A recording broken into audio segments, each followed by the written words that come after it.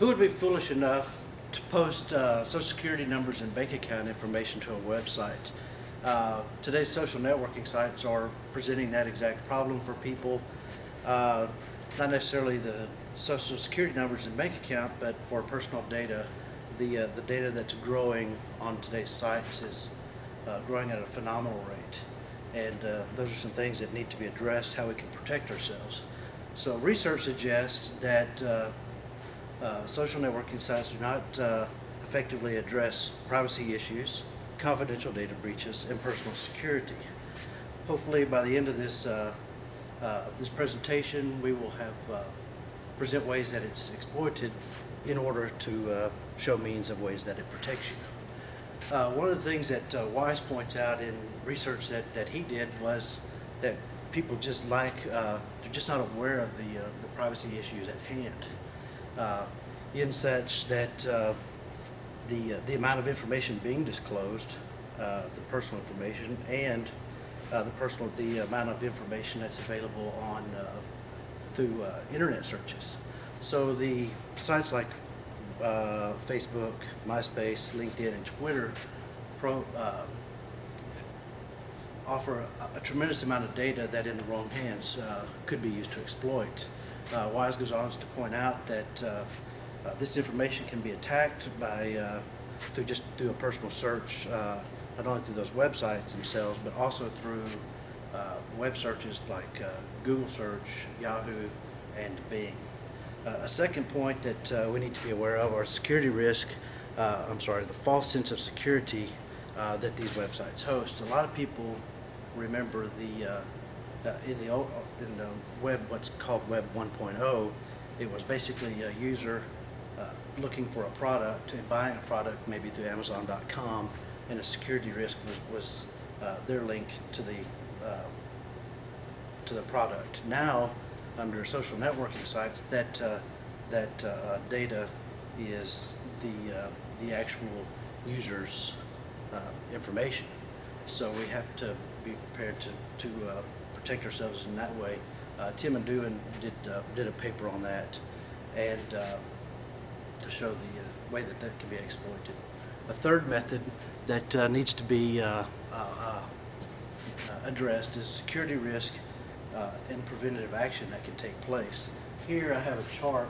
This chart was taken from information that I did through a study of Barnes, and basically what I'm showing are three networks.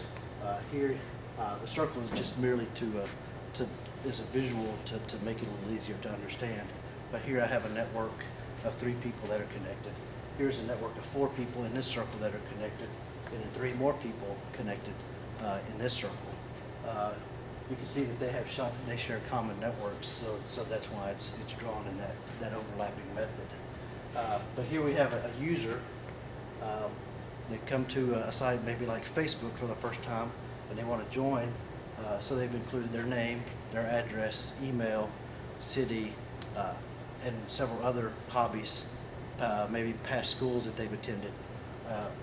And if they have a Google Mail or Yahoo Mail, they then can plug that in, and that will link their entire contacts to other possible users that are on that site.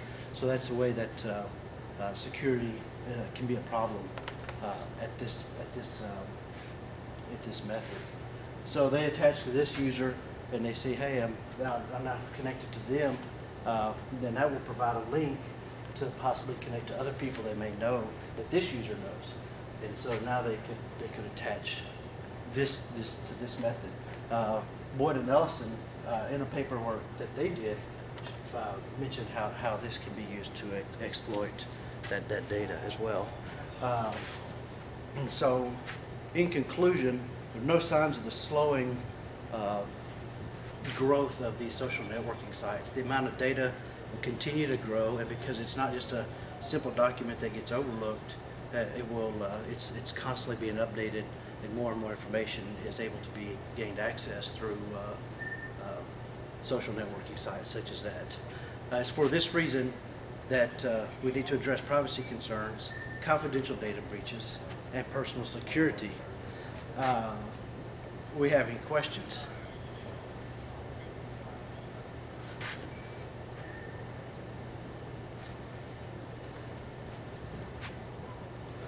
we have any questions.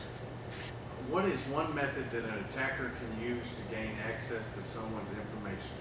So one method that an attacker can use to gain that information, as Swartz pointed out, if we have a new user here that's put in this information, or up here we have that same user or another user, they put in this information, they link to somebody they know, they can then have access to this user's account information, possibly, depending on the security controls that they've included.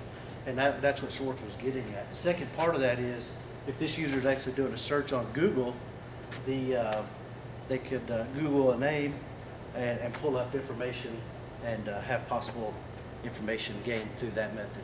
Any other questions? What are some methods people can use to protect the corporate data?